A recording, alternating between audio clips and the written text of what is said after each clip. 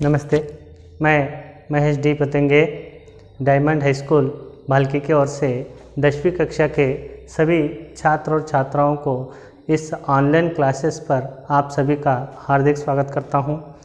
आज भारत ही नहीं बल्कि पूरा विश्व कोविड-19 कोरोना महामारी से बीमारी से जूझ रहा है।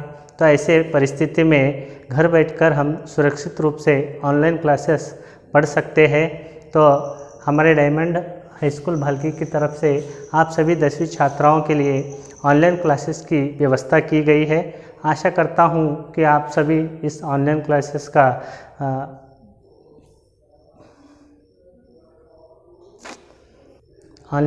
का लाभ अवश्य उठाएंगे। और एक बार फिर से मैं आपको इस ऑनलाइन क्लासेस पर आप सभी का हार्दिक स्वागत करते हुए तृतीय भाषा हिंदी 10वीं कक्षा के छात्रों को मैं बताना चाहता हूं कि आपके पाठ्यक्रम के अनुसार कुल आपको 17 अध्याय है, जिसमें 11 गद्य और 6 पद्य भाग है। तो आज हम आपको सबसे पहला पाठ मातृभूमि नामक शीर्षक है, जिसके कवि है श्री भगवती चरण वर्मा।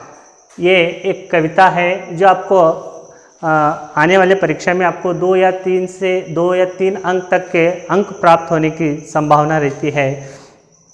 तो आज हम पाठ पढ़ेंगे मातृभूमि। मातृभूमि का सबसे पहले हम अर्थ जानेंगे। मातृभूमि किसे कहते हैं? जानते हैं आप मातृभूमि किसे कहते हैं बच्चों? मातृभूमि उसे कहा जाता है जहां हम जन्म लेते हैं, जहां हम पैदा होते हैं, जहां हम रहते हैं, उसे मातृभूमि कहा जाता है। तो मातृभूमि के पर भगवान श्री राम ने रामायण में एक श्लोक कहा है, लक्ष्मण को उपदेश देते हुए एक श्लोक कहा है, जननी जन्मभूमेस्य सर्गाधिपि गरीयस्य। जननी जन्मभूमेस्य सर्गाधिपि गरीयस्य। इस श्लोक का मतलब होता है कि जननी यानी जन्म देने वाली माता और जन्मभूमि जहाँ हम पैदा होते हैं, ये दोनों भी स्वर्ग से भी श्रेष्ठ होते हैं, स्वर्ग से भी महान होते हैं। ऐसा उपदेश भगवान राम ने रामायण में लक्ष्मण को दिया था। तो हम इसे अंग्रेजी में मदरलैंड भी कह सकते हैं। तो ऐसे भारत के मातृभूमि पर हमें हमारे सभी भारत के नागरिक होने के नाते गर्व अभिमान रहना प्रत्येक भारतीय का कर्तव्य है। आइए अब हम मातृभूमि ये जो कविता है इसके ऊपर कुछ विशेष बिंदुओं के आधार पर हम पाठ पढ़ेंगे। तो सबसे पहला बिंदु है इस कविता के विशेष आशय, विशेषता या आशय या सीख, जो आपको एग्जाम में पूछ सकता है कि मातृभूमि कविता के विशेषता क्या है, या मातृभूमि कविता के आशय क्या है, या मातृभूमि कविता से आपको क्या सीख मिलती है। बच्चों तब हम इन बिंदुओं को लिखना आवश्यक है। सबसे पहले मातृभूमि यह एक देश प्रेम का भाव जगाने वाली कविता है। भगवती चरण वर्मा ने बहुत ही सुंदरता से इस कविता को लिखा है। तो इसमें सबसे पहले हमें ये सीख मिलती है कि मातृभूमि कविता एक देश प्रेम की भावना जगाने वाली कविता है, देश प्रेम की प्रेरणा देने वाली कविता है। दूसरे बिंदु पर हम देखेंगे मातृभूमि के इस कविता के अंदर भगवती चरण वर्मा ने भारत के प्रकृति सौंदर्य और भारत माता के स्वरूप का सुंदर विवरण इस कविता में किया है। और आगे जाकर देखेंगे हम भारत के महान विभूतियों जैसे महान व्यक्तियों का स्मरण, इसके साथ साथ वन संपदा और इसके साथ साथ खनिज संपत्ति का भी संपूर्ण परिचय इस कविता में भगवती चरण वर्मा सुंदरता के साथ देने का प्रयास किया है। तो आपको अगर प्रश्न आए कि मातृभूमि कविता से आपको क्या सीख मिलती है, तो इन बिंदुओं को आपको समझ लेना चाहिए, याद करना चाहिए, आवश्यक होता है। अब हम आगे बढ़ेंगे। नेक्स्ट पॉइंट, कवि का परिचय। भगवती चरण वर्मा भारत में हिंदी साहित्य में उनका नाम अग्र श्रेणी में आता है और आदरपूर्वक भगवती चरण वर्मा जी का नाम लिया जाता है, जिनका पूरा जीवन परिचय हम यहाँ पर प्राप्त करेंगे। सबसे पहले मैंने यहाँ पर पॉइंट्स वाइज लिखा है, तो एक एक कर आप जानेंगे। तो सबसे पहले कवि का नाम है श्री भगवती चरण वर्मा। और दूसरा पॉइंट है काल, यानी उनका टोटल जीवन की अवधि क्या है हम देखेंगे। उनके जीवन की टोटल अवधि बच्चों 1903 से लेकर 1981, कितना 1903 से लेकर 1981 तक वो जीवित रहे, इस अवधि उनकी। तो आपको 81 बोलने में थोड़ा ये होता है, यहाँ पर मैंने ब्रैकेट में लिखा है 81 कैसे पढ़ा जाता है। तो आगे चलते हैं हम तीसरे पॉइंट पर, जिनका जन्म, भगवती चरण वर्मा जी का जन्म 30 अगस्त 1903 में होता है। 30 अगस्त 1903 में भगवती चरण वर्मा जी का जन्म होता है। अब उनका जन्म स्थान चौथे पॉइंट पर है, उनका जन्म स्थान। जन्म स्थान उनका उत्तर प्रदेश के उन्नाव जिले के शफीपुर गांव में होता है। जो उत्तर प्रदेश में आने वाला जिला कौन सा है? उन्नावा। गांव कौन सा है? शफीपुर, आपको याद रखना है। और उनकी शिक्षा कहाँ तक वो पढ़े थे? शिक्षा BA LLB की पढ़ाई उन्होंने इलाहाबाद से प्राप्त की थी। कहाँ से? BA LLB तक वो पढ़े थे। उनकी डिग्री क्या थी? BA LLB की। कहाँ पर पढ़े थे वो? इलाहाबाद से अपनी डिग्री प्राप्त की थी। और वो अपने जीवन में कुछ अवधि के लिए सेवा नियुक्त होते हैं। विचार और नवजीवन नामक पत्रिकाओं का संपादन के साथ साथ उन्होंने आकाशवाणी के कई केंद्रों में भी अपने सेवा को प्रदान किया गया है। तो ये उनके जीवन को और आगे बढ़ते हुए देखेंगे। तो बच्चों, हम कवि परिचय की ओर पढ़ रहे थे। तो उनके प्रमुख रचनाएं, अगला पॉइंट्स है उनके प्रमुख रचनाएं, यानी भगवती चरण वर्मा जी से रचित कुछ प्रमुख रचनाओं को मैंने 3-4 भागों में बांटा है। जैसे उपन्यास, उनके प्रमुख संग्रह, कहानी संग्रह, कविता संग्रह और नाटक संग्रह। आपको इसके आधार पर आपको पढ़ाया जाएगा। पहला इनके प्रमुख रचनाओं में उनका उपन्यास का मतलब आप जानते हैं किसे कहते हैं? अंग्रेजी में उसे नोवेल कहा जाता है, कन्नड़ में उसे कादम्बरी कहा जाता है। तो ऐसे बहुत से उपन्यासों के रचना भगवती चरण वर्मा जी ने किए हैं। जो उनका प्रमुख है चित्रलेखा एक उनकी प्रमुख उपन्यास है। इस उपन्यास पर 2 बार फिल्म निर्माण किया गया है। कौन से उपन्यास पर? चित्रलेखा उपन्यास पर 2 बार फिल्म का निर्माण किया गया है। उसके अलावा भूले बिसरे चित्र और आगे अपने खिलौने, पतन, 3 वर्ष, टेढ़े मेढ़े रास्ते, युवराज चुंडा आदि भगवती चरण वर्मा जी के प्रमुख उपन्यास संग्रह है। अब आगे बढ़ते हैं कहानी संग्रह की ओर। भगवती चरण वर्मा जी के प्रमुख कहानी संग्रह मेरी कहानियाँ, मोर्चाबंदी, संपूर्ण कहानियाँ, ये उनके प्रमुख कहानी संग्रह है। बच्चों, आगे उनके प्रमुख कविता संग्रह को देखेंगे। उनके प्रमुख कविता संग्रह में मेरी कविताएं, सनिवय, सविनय और एक नाराज कविता आदि इनके प्रमुख कविता संग्रह है। और आगे बढ़कर इनके प्रमुख नाटकों का भी रचना इन्होंने किया है। तो नाटक संग्रह में देखेंगे हम मेरा नाटक सॉरी थोड़ी मेरा भगवती चरण वर्मा जी के प्रमुख नाटक संग्रह इस तरह है।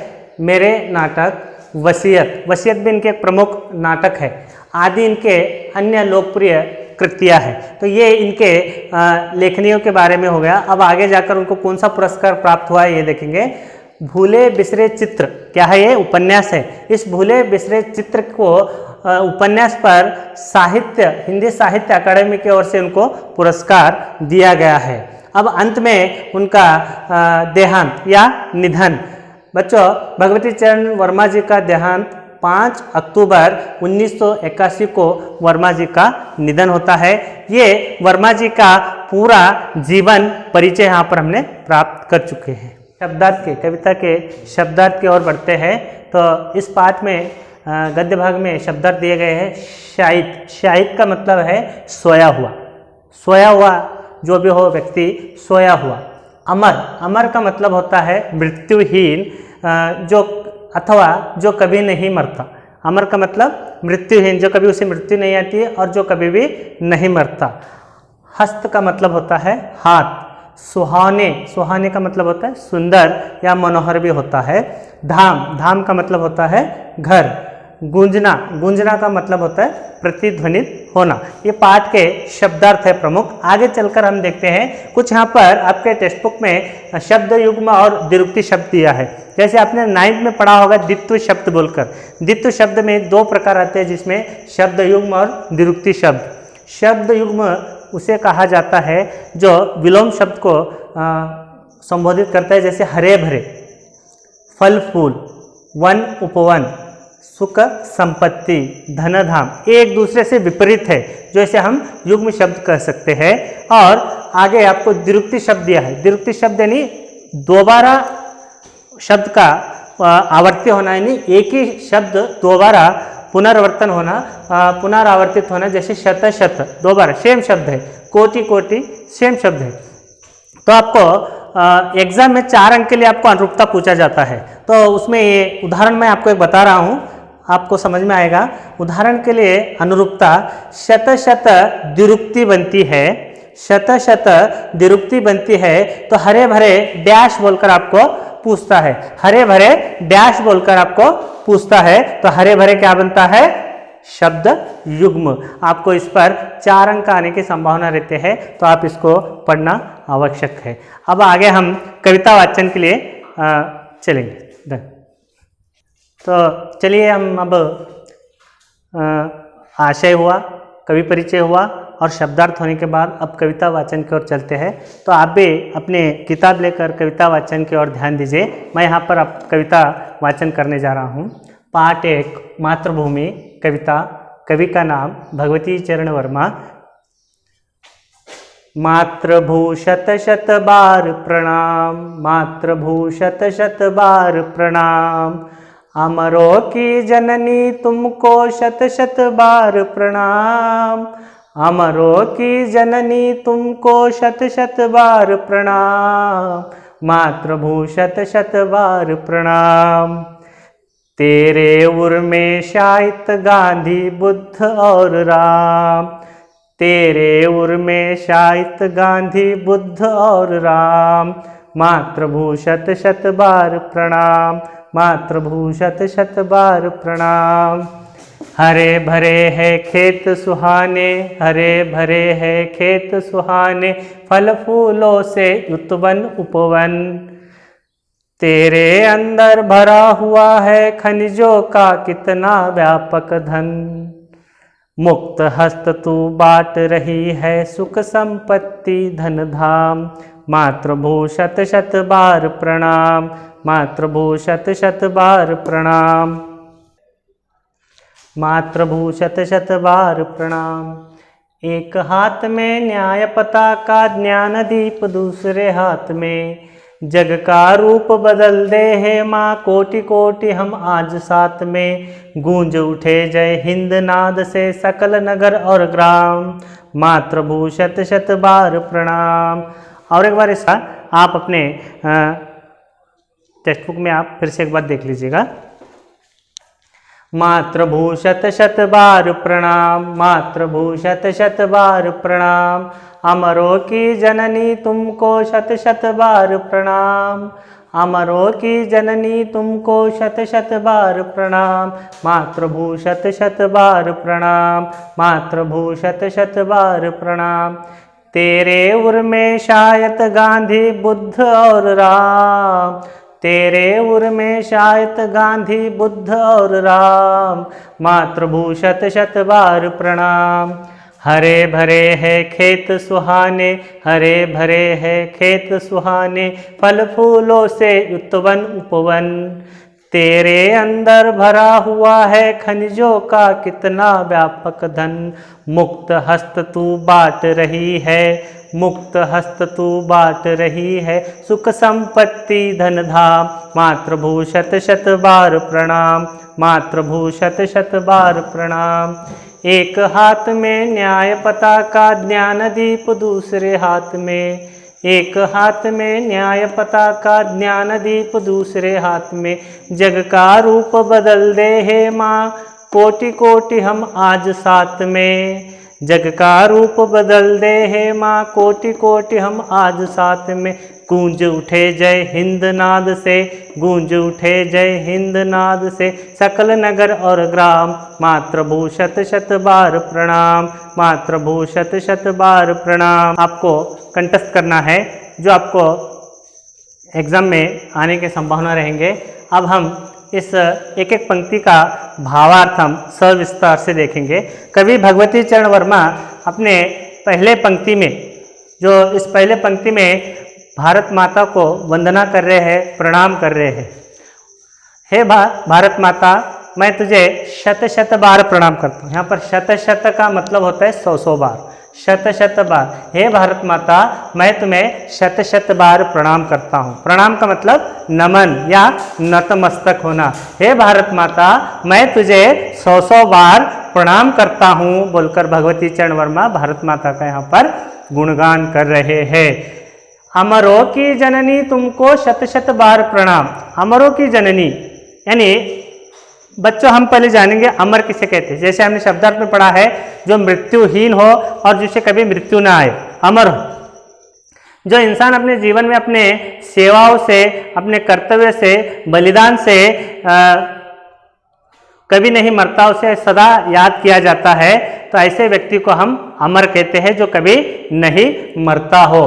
तो जननी का मतलब होता है जन्म देने वाली माता। जननी का मतलब होता है जन्म देने वाली माता, तुझको शत शत प्रणाम। ऐसे अमरों की जननी है तू माता, तुझे मैं 100 बार प्रणाम करता हूँ। फिर कहते मातृभूमि शत शत बार प्रणाम, तेरे उर में शायद गांधी बुद्ध और राम। तो यहाँ पर कवि आगे कह रहा है, तेरे उर में शायद गांधी बुद्ध और राम। उर का मतलब होता है हृदय, सीना। उर का मतलब होता है हृदय या सीना। तो यहाँ पर शायद का मतलब होता है सोया हुआ, कोई हृदय में सोया हुआ। शायद का मतलब सोया हुआ। हे भारत माता, तेरे हृदय में देश के लिए, आज़ादी के लिए लड़ने वाले महात्मा गांधी तेरे हृदय में सोए हुए हैं। उसी तरह विश्व को प्रकाश देने वाले, विश्व को शांति का मार्ग देने वाले महात्मा बुद्ध तेरे हृदय में सोए हुए हैं। इसके अलावा एक वचनी राम जो सत्यवादी, और मर्यादा पुरुषोत्तम राम जो असत्य पर सत्य की विजय प्राप्त करने वाले मर्यादा पुरुषोत्तम राम तुम्हारे गोद में या हृदय में सोए हुए हैं। ऐसी भारत माता को, ऐसी भारत माता को जिसके हृदय में करोड़ों भारतीय सेना जो त्याग और बलिदान अमर हो चुकी है, ऐसी भारत माता को मैं शत शत बार प्रणाम करता हूं बोलकर कवि पहली पंक्ति में यहाँ पर सविस्तार यहाँ पर अपने भाव को प्रकट कर रहे हैं। भारत माता का नमन और वंदना कवि भगवती चरण वर्मा बहुत ही सुंदरता के साथ कर रहे हैं। एक बार फिर से मैं आपको समझाता हूँ। कवि यहाँ पर भारत माता को शत शत बार यानी 100 बार प्रणाम कर रहे हैं। अमरों की जननी को जननी बोलकर संबोधित कर रहे हैं। तो ऐसे अमरों की जननी है जो तुझे शत शत बार प्रणाम करता हूँ। तेरे उर में, तेरे हृदय में सोए हुए कौन कौन है? बुद्ध, गांधी और राम। तेरे उर में गांधी, बुद्ध और राम सोए हुए हैं। ऐसी भारत माता मैं तुझे शत शत बार प्रणाम करता हूँ, वंदन करता हूँ बोलकर पहले पंक्ति में कवि भगवती चरण वर्मा यहाँ पर बोल रहे हैं। अब आगे बढ़ते हैं दूसरी पंक्ति की ओर। हरे भरे है खेत सुहाने, फल फूलों से युतवन उपवन, तेरे अंदर भरा हुआ है खनिजों का कितना व्यापक धन, मुक्त हस्त तू बांट रही है सुख संपत्ति धनधाम, मातृभू शत शत बार प्रणाम। यहाँ पर एक किसान धरती को हरा भरा बनाता है, तो भारत के खेत खलिहानों के बारे में कवि यहाँ पर प्रकृति सौंदर्य का विवरण दे रहे हैं। भारत के खेत खलिहान और प्रकृति सौंदर्य का वर्णन यहाँ पर दूसरे पंक्ति में कवि भगवती चरण वर्मा ने बहुत ही सुंदरता के साथ दिया है। हरे भरे खेत सुहाने, हरे भरे खेत सुहानी जो समृद्धि का संकेत होते हैं। खेत यानी खेत खलिहान जो किसान अपने मेहनत से उगाता है। सुहाने का मतलब होता है सुंदर या मनोहर, जो देखने के लिए हमें सुंदर लगे उसे हम सुहाने या सुंदर या मनोहर कहते हैं। फल फूलों से युतवन, युत का मतलब होता है सहित, संपूर्ण, सहित। वन का मतलब होता है जंगल या विपिन। उपवन का मतलब होता है बाग, बगीचे इत्यादि। तो भारत के खेत कैसे हैं? हरे भरे हैं और बहुत ही सुंदर है। इसके अलावा फल फूलों से बाग बगीचे भरे हुए हैं। भारत के बाग बगीचे कैसे भरे हुए हैं? फल फूलों से भरे हुए हैं, फल फूलों से लदे हुए हैं। जंगल या बगीचे फल फूलों से भरे हुए हैं। तेरे अंदर भरा हुआ है खनिजों का कितना व्यापक धन। भारत माता के धरती के गर्भ में अनेक खनिज रूपी संपदा भरी हुई है। जैसे आप सोना, चांदी, लोहा, कोयला इत्यादि जो खनिज रूप जो धरती के अंदर गर्भ में कच्चा रूप में मिलते हैं, उस खनिजों का यहाँ पर उस संपदा के बारे में कवि सविस्तार से बता रहे हैं। तेरे अंदर यानी धरती के गर्भ के अंदर ये सब धन संपदा छुपा हुआ है, कितना व्यापक है, उसे मुक्त हस्त तू बांट रही है। जो तेरे धरती के गर्भ में अंदर जो संपदा भरी हुई है उसे तो अपने मुक्त हाथ यानी खुले हाथों से तू भारत के लोगों में एक समान रूप से तू बांट रही है, किसी में भेदभाव नहीं कर रही है, सबको एक समान रूप से अपनी धन संपदा को, खनिज रूपी धन संपदा को मुक्त रूप से बांट रही है। इसके अलावा भारत में सुख शांति और धन धान्य की समृद्धि की कामना कवि यहाँ पर भारत माता से कर रहा है। भारत सुखी समृद्धि और धनधाम का देश है। ऐसी मातृभूमि को, ऐसी भारत माता को मैं शत शत बार प्रणाम करता हूँ बोलकर कवि यहाँ पर इस पंक्ति में अपने शब्दों द्वारा सुंदर वर्णन कर रहे हैं। और एक बार इसका विवरण देता हूँ मैं।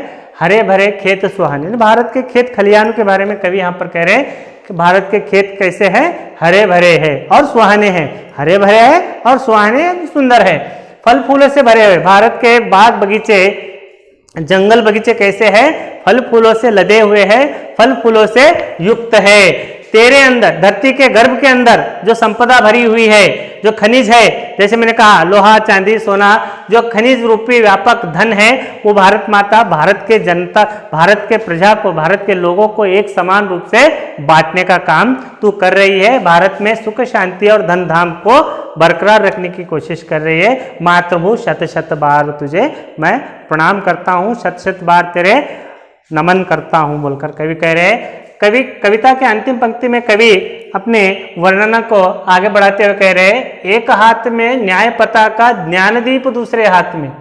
आप चित्र में देखिए भारत माता के हाथों में, दोनों हाथों में एक दाहिने हाथ में क्या है, ज्ञानदीप है, और अपने बाएं हाथ में क्या है, ध्वज है, भारत का राष्ट्र ध्वज है। तो यहाँ पर एक हाथ में न्याय पताका, ज्ञानदीप दूसरे हाथ में, इसका क्या संकेत है? भारत माता अपने एक हाथ में ज्ञान का दीप लिए हुए है और एक हाथ में न्याय का पताका लिए हुए है।